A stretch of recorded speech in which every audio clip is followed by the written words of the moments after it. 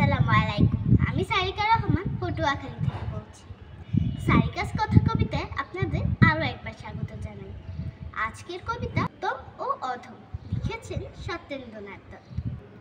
কুকুর আসিয়া এমন কামড় দিল পথিকের পায়ে, কামড়ের চোটে 20 দাঁত ফুটে বিষ লেগে গেল তায়ে।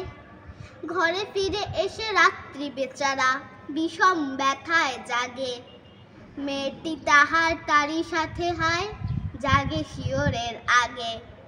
বাপের এসে বলে ভৎসনা ছলে কপালে রাখিয়া হাত, তুমি কেন বাবা ছেড়ে দিলে তারে, তোমার কি নাই দাঁত? কষ্টে হাসিয়া আর্ত কহিল, তুই রে হাসানি মোরে, দাঁত আছে বলে কুকুরের পায়ে দংশি কেমন করে? কুকুরের কাজ কুকুর করেছে, কামড় দিয়েছে পায়ে, তা বলে কুকুরে কামড়ানো কি রে মানুষে শোভা পায়? ধন্যবাদ।